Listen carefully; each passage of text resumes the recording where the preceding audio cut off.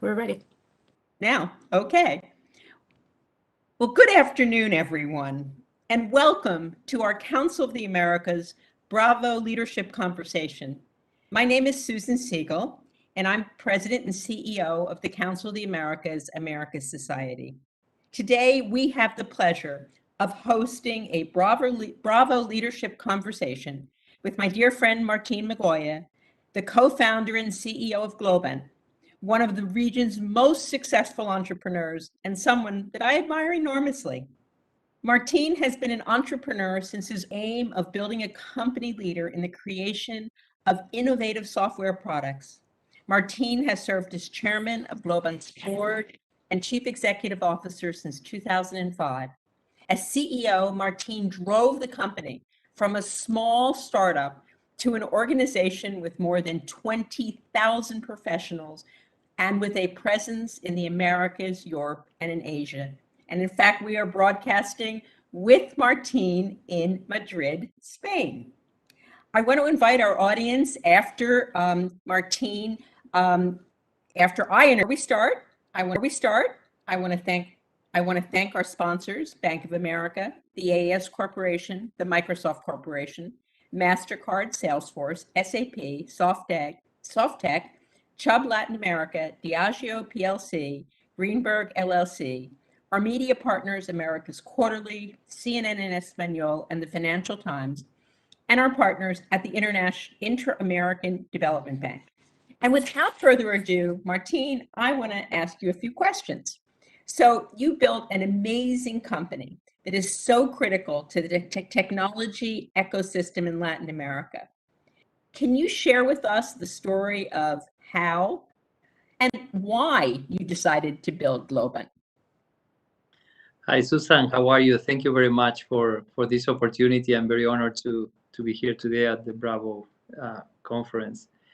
And the story started so many years ago that I almost don't remember anymore. But we started with the idea of in the middle of a huge crisis back in 2001, and in 2001 with the huge turmoil that was happening in Argentina at that time, with a huge crisis about getting out of the convertibility and all those things that were happening. And at that time, I remember, I'm an electronic engineer. I graduated from the University of La Plata. And I finished my MBA, and I was thinking about forever. I have been, from the very beginning of my professional career, have been involved in companies and very close to professional service space. And we're thinking about what about using the huge potential that we have in Latin America, and in that time, particularly in Argentina, to be able to conquer and develop software for the rest of the world. So at that time, we were meeting, every Wednesday in a bar, very close to the Pink House in Buenos Aires, and we were discussing about how to create like a new company, a new breed of company that instead of, watching people leave the country to seek opportunities, as it was the case at the time, to seek opportunities in other places of the world, in the US, in the Europe, how we can bring in opportunities into our country.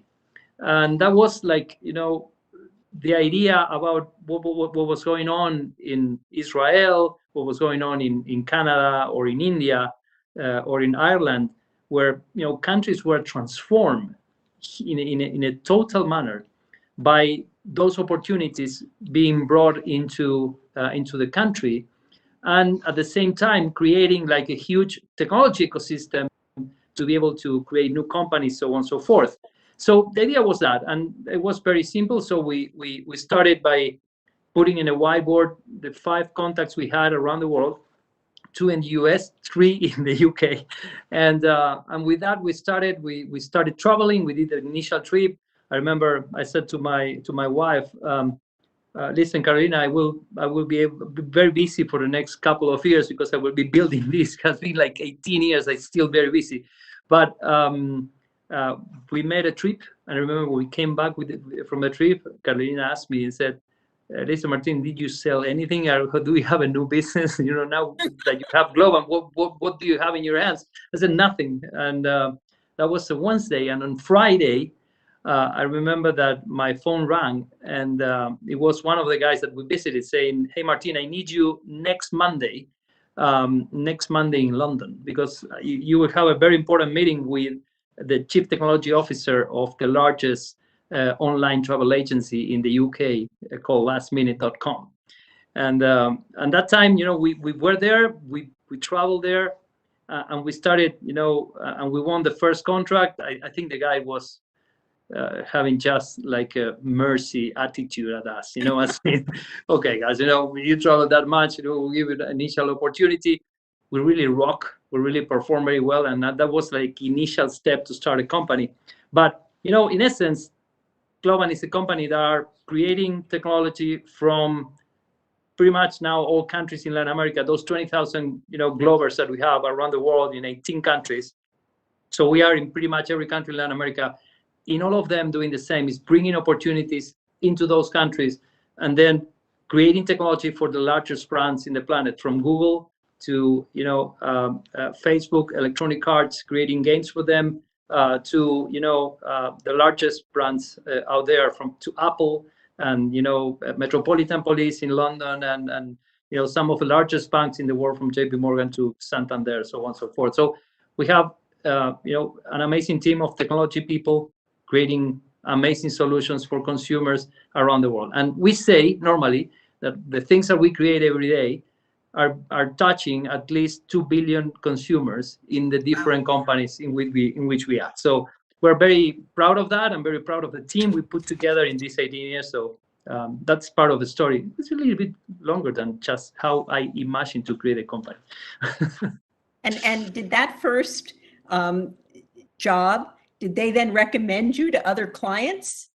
Was it? Well, yeah, it was. When we won lastminute.com, one of the guys, a few months after we started, went out to work for Google, and we show up one day, and we said, "Listen, Ryan, and you know us from Last Minute, so we want to work for Google." And I said, "Guys, I just came here a week ago, so give me a couple of weeks." But that guy called us, and it was a big opportunity happening to select the first outsourcing company that would work for Google outside and develop software outside the Googleplex in Mountain View. So we traveled to Mountain View, and we started that process. 3 months later, we were selected as the first company to develop software for Google outside the Googleplex.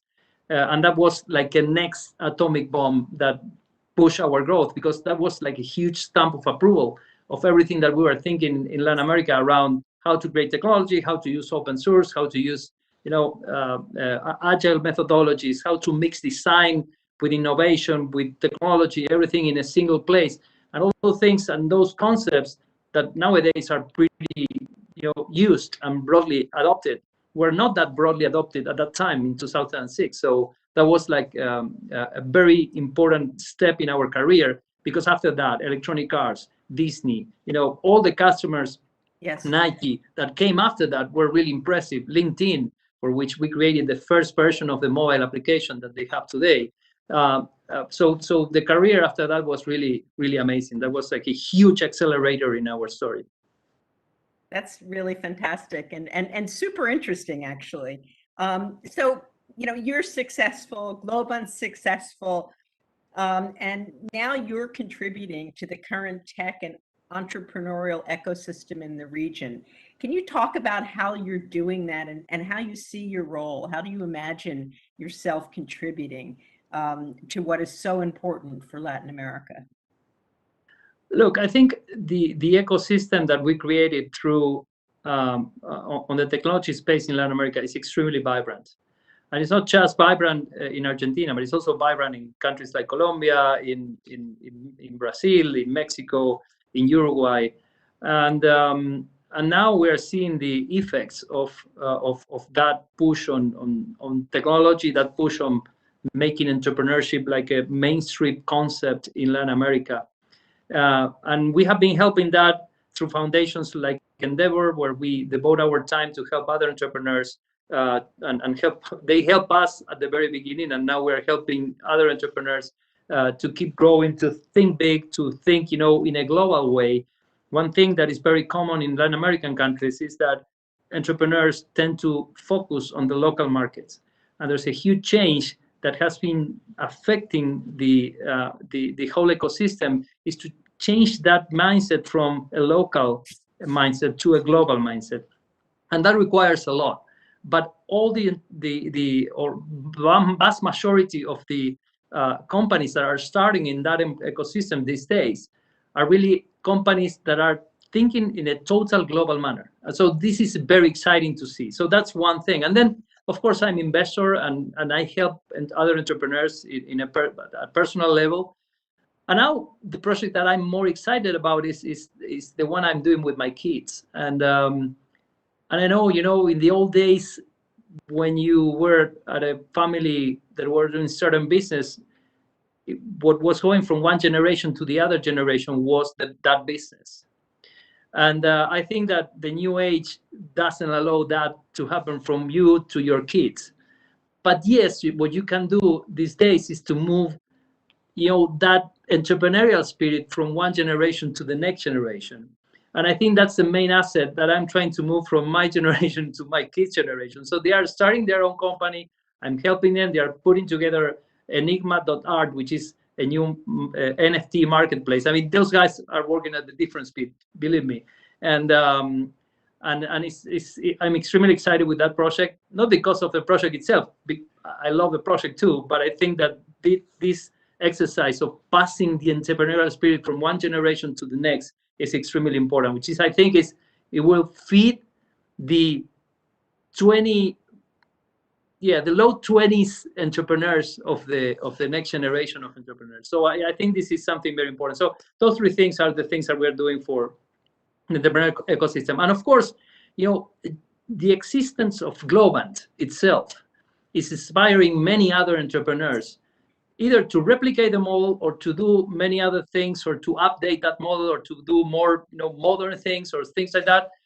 I believe on the impact that the role model has in the society, and this impact should be for good. And even in Argentina, which is a country that has suffered a massive amount of crisis, I had a meeting today with Martin Barsavsky, and we were discussing about the quality of the entrepreneurs that even in Argentina, after this many crises, the quality of entrepreneurs that we are getting out of the country. And it's really amazing to see that independently of all the hurdles that happens in the country, those entrepreneurs keeps going and going and going. And it's very rewarding to see that those guys can, if they're able to survive in Argentina, they're able to survive pretty much anywhere. So this is a very well-educated population of entrepreneurs, I would say. I think the entrepreneurs in Argentina are outstanding, and possibly, as you said, the challenges of Argentina and the multiple crises help them overcome almost anything as an entrepreneur, right? So I love your idea that you are going generation to generation. And can you think of that as being a role model for other entrepreneurs that have children that need to go into business? And because I've never heard anyone quite talk about it the way you're talking about it, but it's fabulous. Look, I think I learned this parallelism from I don't know if you know a guy called Tim Draper. Yes. The father of Tim Draper was the one that created the investment. The father and the grandfather of Tim Draper created the venture capital in the Silicon Valley with money that he collected from Rockefeller.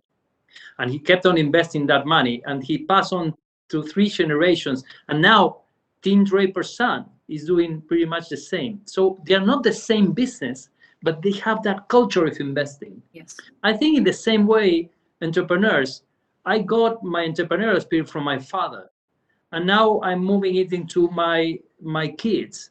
And I think that this is something that they will choose what to do in their lives. Now, whatever you have learned in your life, I think is one of the best ways to pass it on is to do something together. But I never see, any entrepreneur teaching their kids how to start a company. I think it should happen, but it should be something that I would say that it needs to happen more, because it's very rewarding. I can tell you, it's extremely rewarding to see how the things that it took me a life to learn, I'm teaching them in weeks. So this is the most impressive thing, is that these guys with 17 and 20, they know what's the shareholders agreement, and they know what's the meaning of creating or taking a domain and then creating a company and incorporating an LLC in Delaware and then creating an EIN number from the IRS, and all those things it took me a life to learn it, and I'm passing that knowledge to them. So I think it's very rewarding, and it's pretty interesting. It's like a master, right? And you taught them as you went along, so it didn't just happen one day when they decided to start a company, right? Yeah, well, I mean, they decided to start a company. They came to me, and of course I helped them, but they decided to start a company. That's really cool. So there are, a lot of, technology trends. Can you share with us some of the key technology trends that are impacting the way which companies connect with users and employees? And has this changed during the pandemic? And if so, how? Look, I mean, yeah, pandemic was like a huge catalyzer of everything that was happening in terms of technology. Not because no technologies are racist, but yes, because the acceleration was phenomenal in terms of adoption of many of the technologies. Now, I would mention like two things that are happening, not new, but two things that are happening that are really very impressive. But let's say three. The first one is how AI is impacting pretty much everywhere, and it's how AI is being used for more and more days every day. So, for example, at Globant, we are using AI to accelerate the way our coders create code, suggesting code in the proper time, connected to exactly the things they want to do, or accelerating the testing process, or accelerating the documentation process with artificial intelligence that understand which is the meaning of the code that you're writing. So those applications are very impressive. But also we are using artificial intelligence to accelerate the way we recruit, being able to be more diverse, more open to, so basically the problem when a recruiter is interviewing someone is that that person is comparing that someone against just 100 or 150 people that they remember. And that comparison, it may looks good, but it's not. And in some way, you need to have a much broader way of understanding which is the person that you have in front of you, that will give you more insight into something that person could mean for your company that you're not being able to discover. I'm not saying that AI is replacing decisions that recruiters take, in no way, but yes, AI is accelerating, augmenting the way these guys are working, or how to connect people with projects. This is a very common problem we have in our industry, which is the best people to connect with that specific project. So all those places are places where artificial intelligence is doing something and changing in the way we do our own business, which is professional services, and how we accelerate that. And this is just an application in one industry, but I want to put that as an example on how AI needs to be applied in pretty much all the industries, and how it can accelerate pretty much every process that we are doing in pretty much any company. So that's one move, and I think it's very, very bold and very big. The second one is something that is less, I would say, less understood as a mainstream thing, but it's a technology disruption that is happening with all the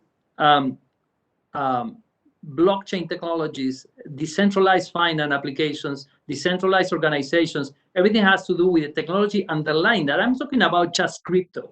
I'm talking about all the wonderful technology that is being created to support the crypto world, that can be applied to many other places, like understanding how to create a company using a smart contract, how to create a decentralized organization for the next companies that you are building, so on and so forth. So crypto and all the applications that the underlying blockchain technology has is like the second huge trend.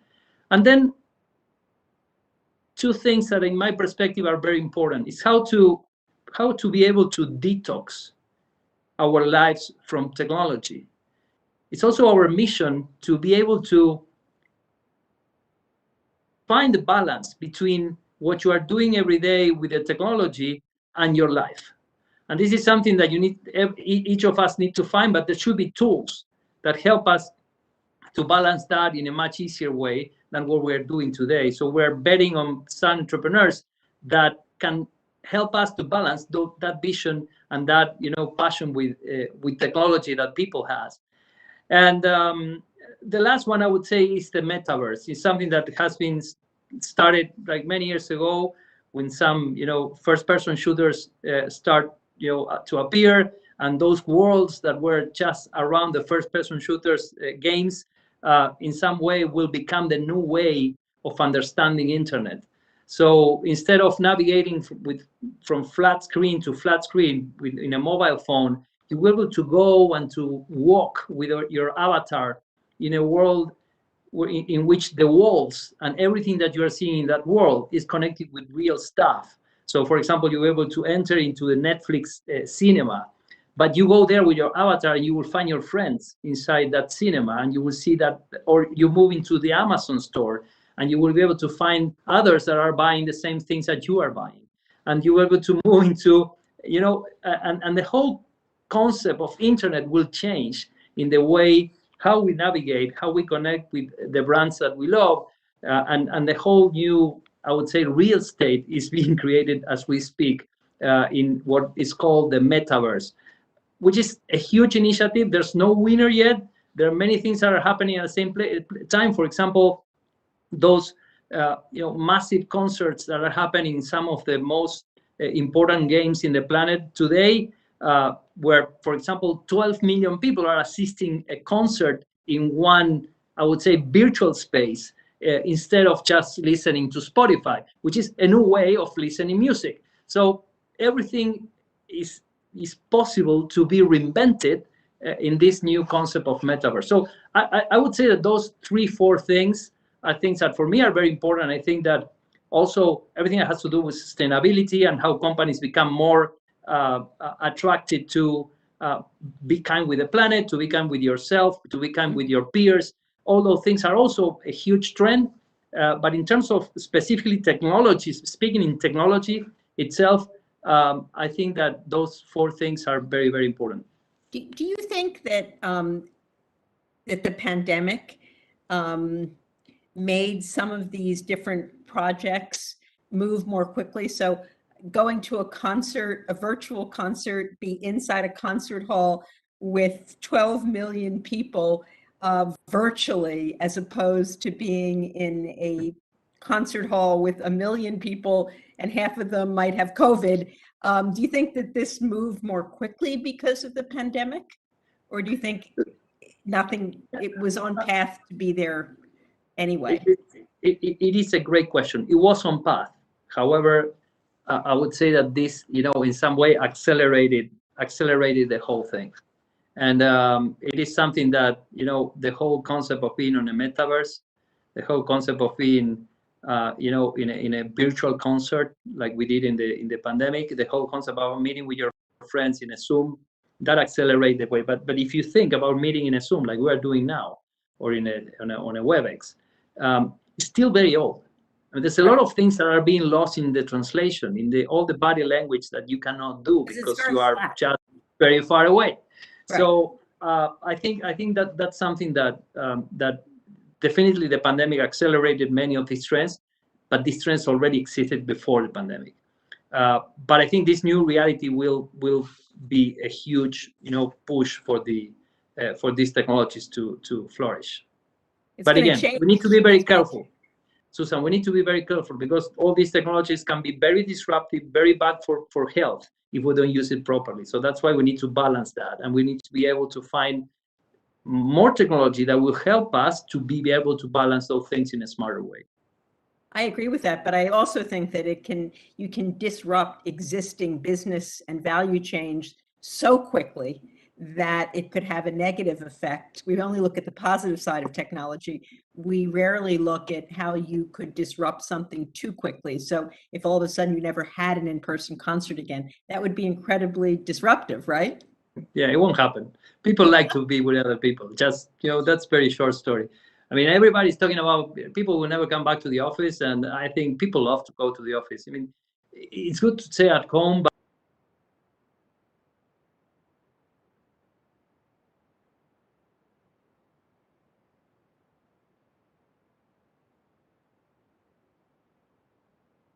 Is that me or him? That's him? That's him, Susan, yes. Okay. Give him 1 second. I think he's coming back. Yeah, I was scared it was me.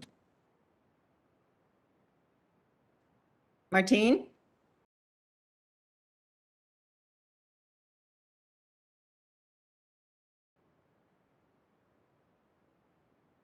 Martine? Hi. I lost you. yes, I'm here. Yeah, Hi. I can't, yeah. So Yeah. I guess we're Can not you going see? to technology that quickly, right? We need to Yeah. we need to advance the basic infrastructure before we Yeah, give you're up right. everything else. What? So you're constantly working with companies in their digitization I'm efforts. sorry. Can you hear me? Mm. ¿Me escuchas?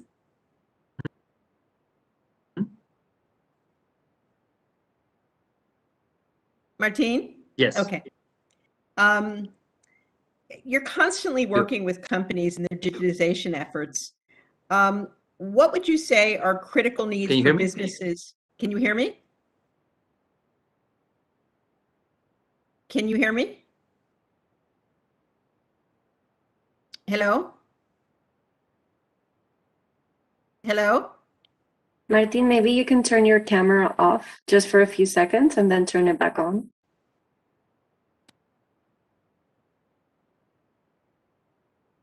Martine, are you there?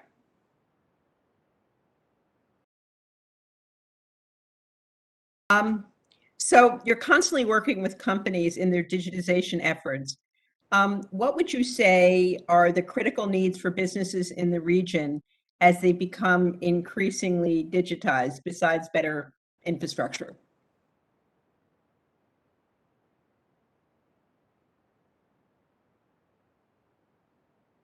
I'm here. Can you hear me? I can hear you. Did you hear me? Now I can't hear you again. I think the main needs for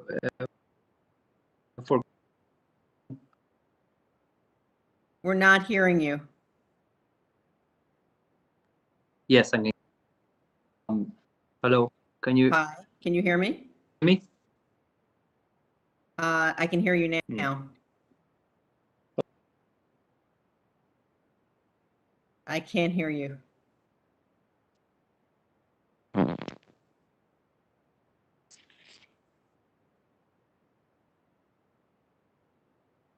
Martine?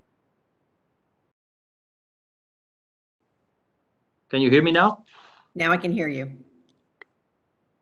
Okay, great. So going back to your question, can you repeat, please? Because you're in the middle of trying to reconnect the thing. As you're constantly working with companies as they digitize, what would you say are some of the critical needs for businesses in the region besides infrastructure? Look, I think besides infrastructure, I think the main need here is for companies to be convinced about the digital transformation, which again, the pandemic make a huge work there, a huge job in terms of convincing many of them. The second thing is talent. I mean, the scarcity of talent is something that we have been working heavily during these years, and I think and I believe that if we are able to convince every day more young people to be close to technology, I would think they will have much better opportunities for their future. But this is something that companies need to lead. Together with Mercado Libre, we were able to put together a new program called Certified Tech Developer for our for people that are willing to work in the industry. It's just 6 months.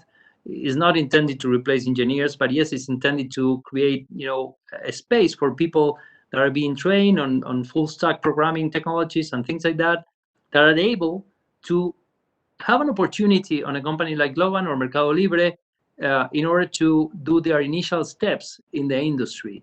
And I think it's something very, very, very worthy. We are giving about 10,000, scholarships to participate in the program. So it's something very, very interesting. But I think that more and more initiatives, if it is not to get together with us in the same initiative, but more and more initiatives like that are extremely important for the future of the technology ecosystem in the region. So that's something that is extremely important. And I would say, last but not least, is to have more Latin American companies thinking in a disruptive way. Many Latin American companies has been always followers of the technology, and I think starting to think aggressively in how to innovate with technology. Technology is a very plain landscape in terms of competition. So I would say that if you think aggressively about how to innovate with technology, even with things that nobody has been able to do around the world, is like leading in the region for the future of those organizations. But that's all those things are mindsets. It's not just access to technology or financing. I mean, financing I think is pretty easy these days in terms of this kind of projects. But the two things are our mindsets is, first, let's convince our young people to participate in this world. Second, let's think disruptively about how to use technology to disrupt our business, to use AI to disrupt our business. Everything that that can be done in the specific space. And is your project with Mercado Libre, or this initiative, is it all over Latin America? Is it only in Argentina and Uruguay? And what kind of participation are you getting and applicants are you getting for this? Look, it has been a huge explosion. We are doing the program in 3 countries, which is Argentina, Colombia, and Brazil. And we received above 100,000 applications for the program, which is pretty amazing. I'm totally amazing. Surprised. Totally surprised. We don't even can cope with the scale. I mean, it's huge. It's huge. That's amazing. Congratulations. I mean, to me, this is the future of Latin America. I mean, this is how you engage the youth. You give them jobs. You give hope to the next generation that they can really move into the middle class and succeed and have a great opportunity in life. So totally. That's good. So you're expanding in the region and globally. What are the biggest challenges? And then we'll go to questions from the audience. What are some of your biggest challenges that you're facing, and how are you going to overcome them? Look, I think the huge challenges that we are facing is how to convince every day more and more governments that, as you said, this is the future of the young people, and how to make like a more friendly space for entrepreneurs and for companies like us to be able to develop a company, to create a new company, to create a friendly environment for investment. And that's something that is still being discussed in our region, and not the worth of a company like Globant creating thousands of jobs. I mean, everybody gets that, but everybody don't get some of the governments don't get the importance of creating that ecosystem that is friendly for investment and friendly for creating new companies and for investors coming from abroad and being able to create those opportunities. And I think this is, I would say, the largest barrier we have in the region for governments to really get that and really understand that out of the 600 million that we have in the region, 600 million people, this could be the path for growth, as you said, for the vast majority of those young guys that, thanks God, we have a lot in the region. And that's the good part. I mean, the government is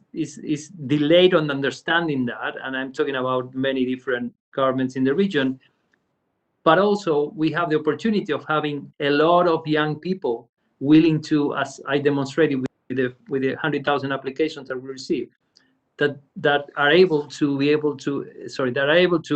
and are willing to understand more about this world and to learn about this new world.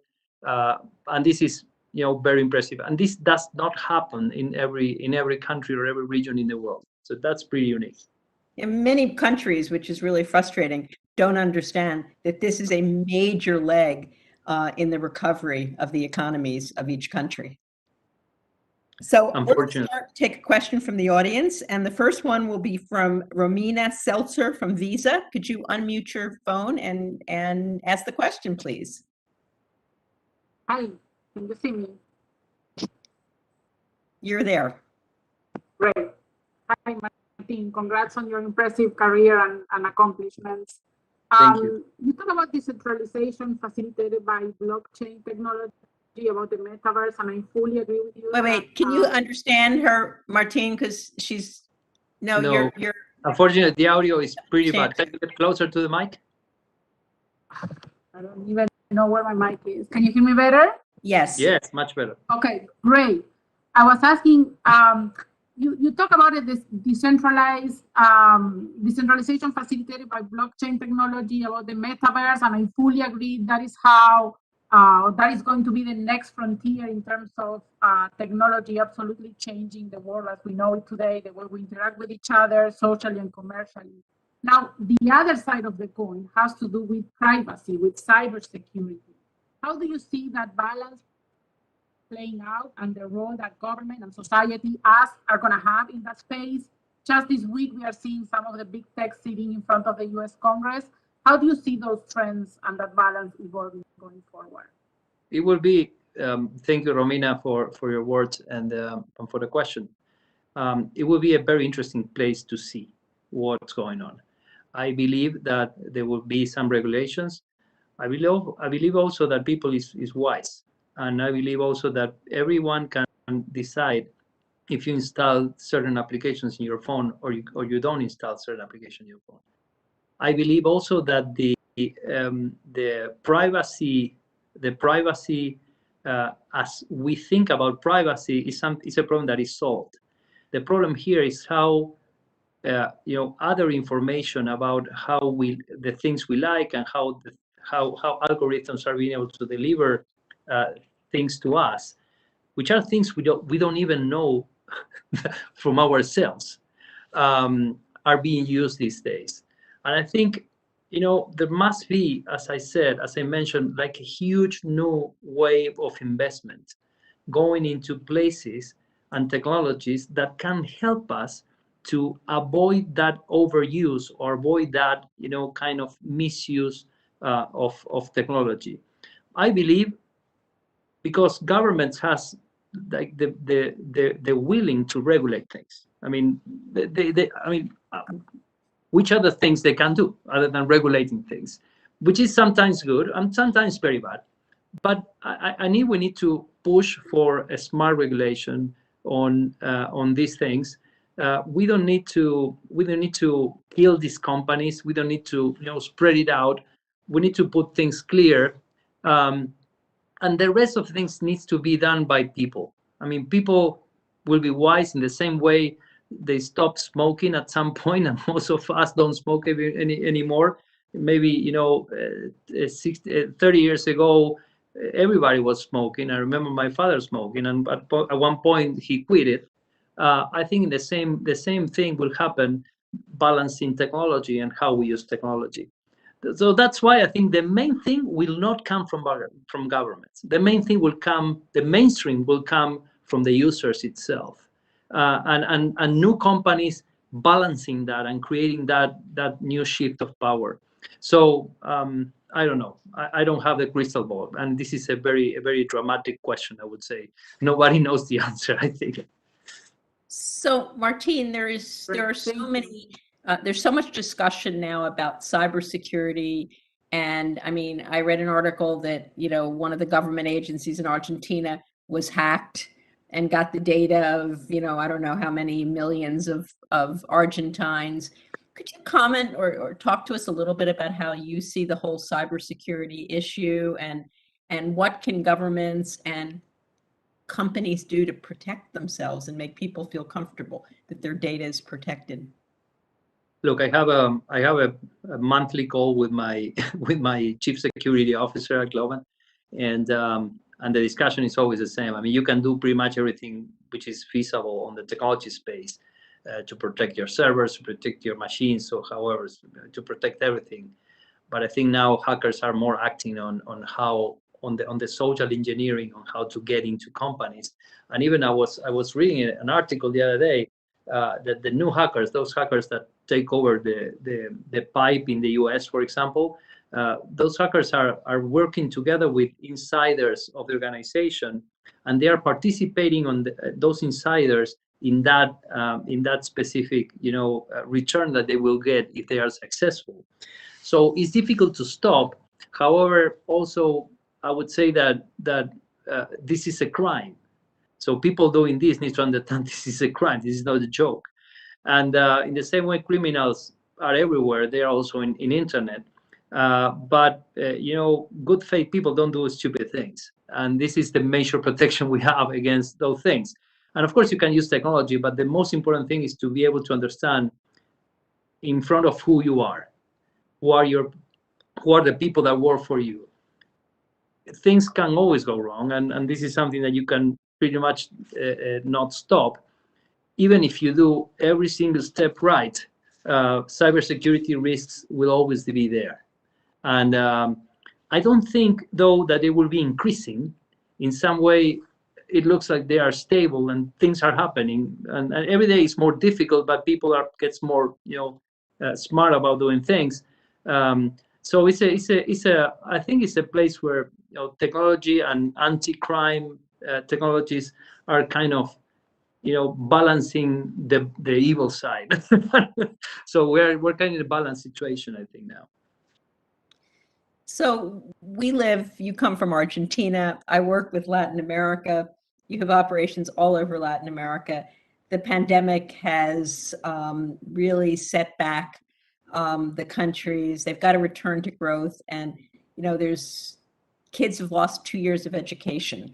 And so how do you see, what's the path to growth? What's the path to, that's one question. And the other question is, you work in technology a lot. How do we help these children get, I mean, you live in technology. How do we help?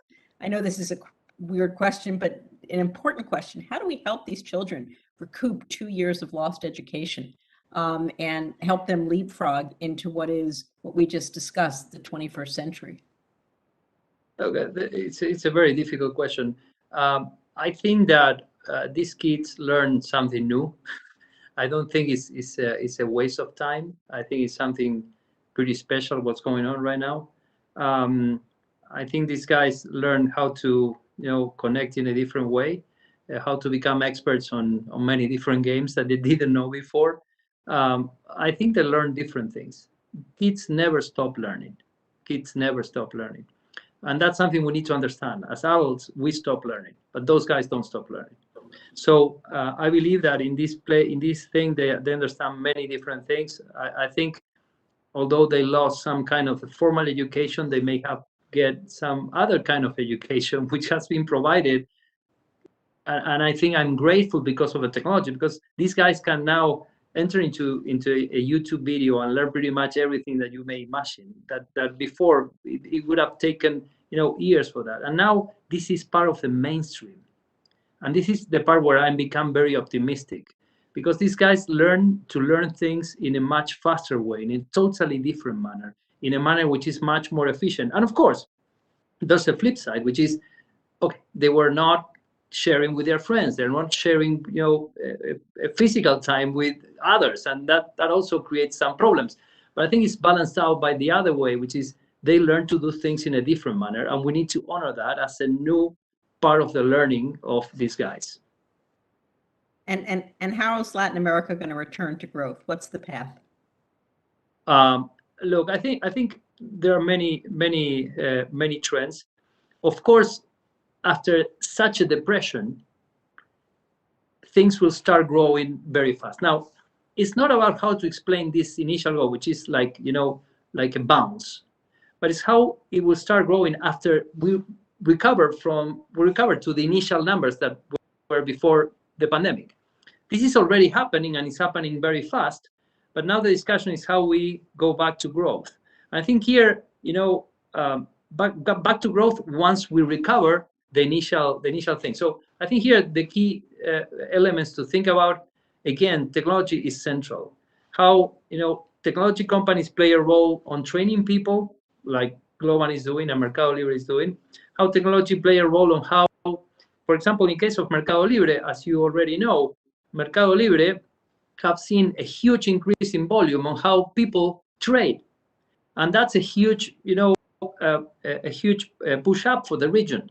And I think many other companies in many other spaces have seen technology as central. So I think Latin America will get back to growth once their leaders and their executives understand how technology can change their business. And they can either use Mercado Libre, they can either use Globant, they can either do whatever, but they need to get deeper into technology. I think this is the best way for Latin America to go back into growth. I think, for example, governments should support programs to do digital transformation in companies. That those investments come back very, very fast, and I think it's a new way to understand how Latin America can play like a differential role towards the future, as opposed to what we did in the past, which was always laggards and going, chasing the thing after it happened. I couldn't agree more. I mean, I totally support what you say. So we have another question that came in. What is the single most important skill that you look for in your executives and your employees, generally speaking? Thanks for that question. I love it. Look, I think there's a great book out there called Talent is Overrated. I cannot agree more. The word talent, as as a gift coming from God, is something that I don't believe. I believe in effort. I believe in practice. I believe in practice until it hurts and beyond it hurts. I believe on resilience. I believe in those elements that makes you different because of your effort, and not just it makes you different because every skill, from becoming a CEO to doing whatever you do, requires practice and requires to every day wake up in the morning, do certain things, be resilient. Even in the case of failure, go and try again and try again and try again. So I believe that there's not a gene that marks what you can do in your future. So my executive team is a team composed mainly of people that are very, very, of course, smart people, but very hard triers, and try hard. and this is the main feature I think that my people need to have. Is like people that won't take a no for an answer, people that will always push for more, that will try to innovate in every single thing that they do, that they practice that every day, that they connect better with other team members, that they are good putting teams together, that they are great innovating there. So those are the skills that for me are very important. But even innovation, which is like a magic word these days, is something that you can practice. You can practice how to innovate. It sounds odd. Just take a look at that book that I said, Talent is Overrated, because everything is there. I think it's a great book, a great piece of how I understood what we always know as talent, that I think is totally overrated, and the word is effort.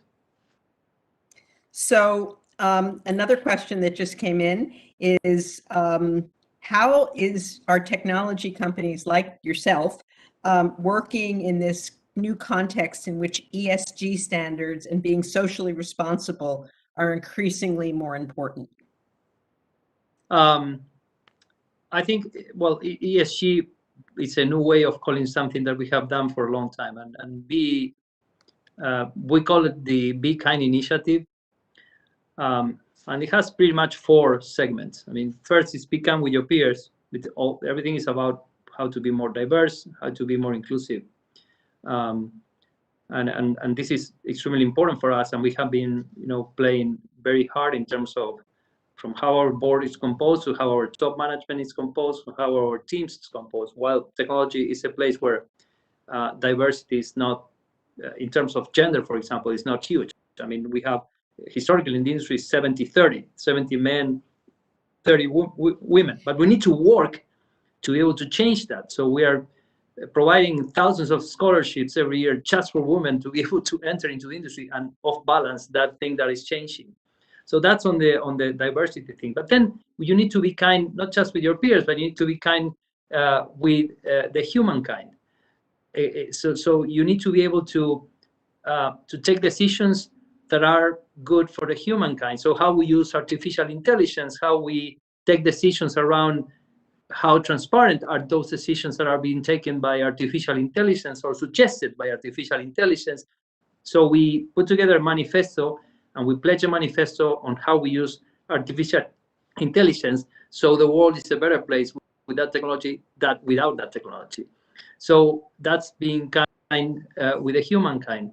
Also, we need to be kind with the planet, meaning that we work heavily in terms of how to offset the carbon footprint that Globant has. So Globant will be carbon neutral by the end of this year.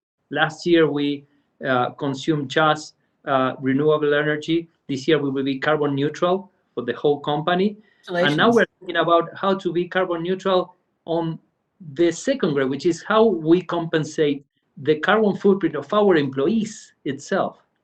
So this is the kind of thinking that companies need to have. It's not just what you do. Like I saw the other day, an Arabic country saying we'll be carbon neutral by 2060. First, it's too late. Second, if you produce oil and you will be carbon neutral within your boundaries, it doesn't serve for anything. You need to be carbon neutral on what to do and what you produce. So it's a very large discussion, but be kind with the planet for me is absolutely central. And then something which is forgotten, which is be kind to yourself. So how we take care of our mental health, how we take care of, of our bodies, being, 20 hours a day in front of a Zoom call, or being, disrupted by this pandemic, or there's a lot of things to be done in order how we take care of ourselves, or how we use technology.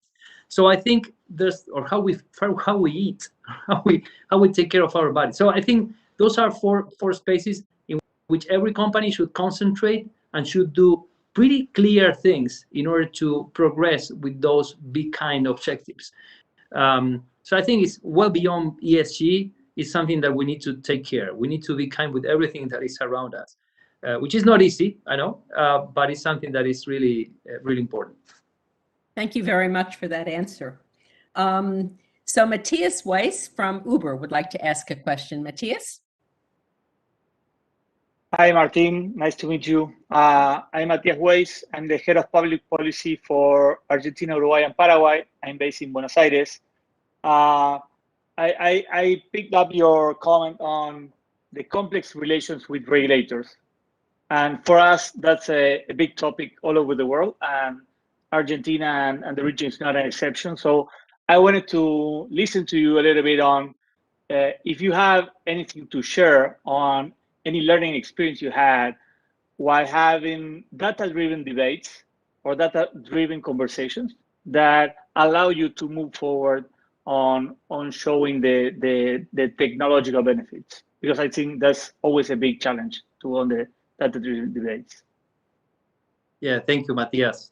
Pleasure to meet you. And look, I believe that being able to, governments understand certain topics. Technology is good for governments when employments are being created, and that has been our main way of talking to the governments in pretty much every country in Latin America. So it's not just about how good it is for people, which is the advantage of using technology, so on and so forth, but in exchange is how you create more dollars for the economy, how you create more employment for the economy, how do you distribute that employment, not just in the big cities, but also across pretty much everywhere. And those has been like the topics that we have been using in pretty much all the conversations, which are very connected to our industry. I mean, I cannot say that that same way of explaining things can be repeated in other industries. But I think governments understand a very narrow set of language in terms of what is good for the country or what is not.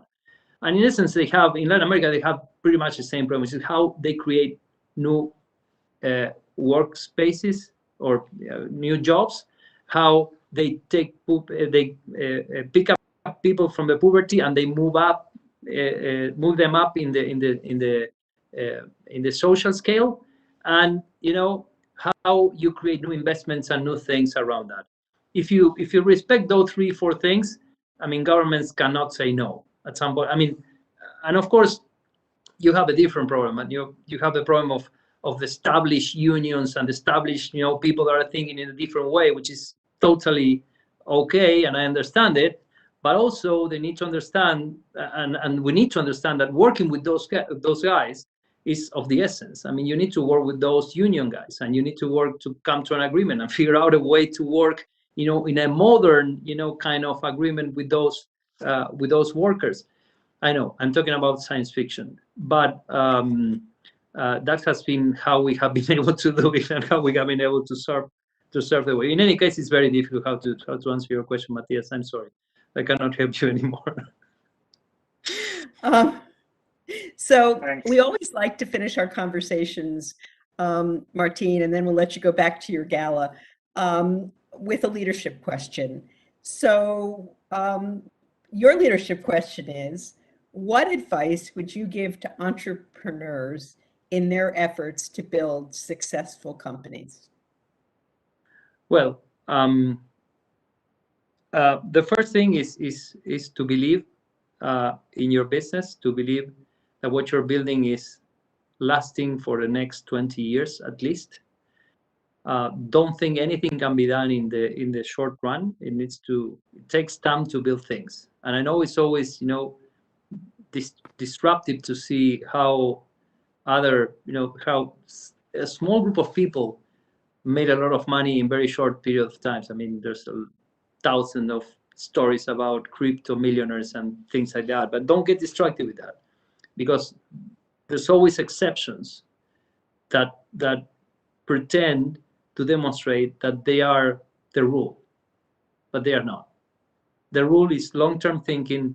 The rule is hard work. The rule is creating value every day for even your shareholders or your token holders or whoever has the value that you are creating, and thinking and believing that your business is a long-run business, is a long-term business, and honoring that decision. And honoring that decision takes me to the second piece of advice, which is focus. And something that always is it's very easy to lose that focus and to lose the understanding that which is the core of your business, and how to pay attention to that core of your business. And sometimes you see banks thinking that there are technology companies, or you think, and you have, any kind of company thinking that are technology companies, and not every company is a technology company. And they need to honor their core business, and they need to hire the right people to do the right things. So understanding which is your focus is extremely important.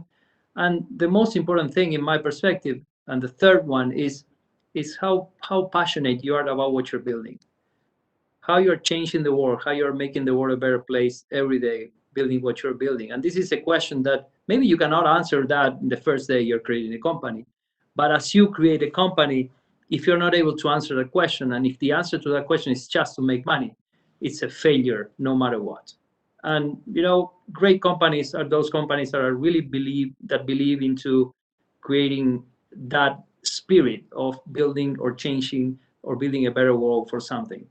I'm a firm believer of that, and I think the only way to create great companies are when the management, the founders, the whole team is thinking about how to make the world a better place. Well, with that, Martin, you are certainly making the world a better place. I think that your leadership and the leadership that you and your team have demonstrated over the last several years as you've built just a world-class company coming out of Latin America is just been amazing. And so I want to congratulate you. I admire you and your company enormously. And I want to thank you so much for joining us today and taking time, late time. So it's 11 o'clock at night in Madrid, which I guess is still early evening Madrid. Thank you so much. And I look forward to seeing you in person in New York or Uruguay or Buenos Aires or Madrid, wherever that may be. So thank you. And thank you all. I want to thank the audience for joining us, and everyone, please be safe. And we hope to see you often and very soon in person. Thank you, and God bless you all. Thank you so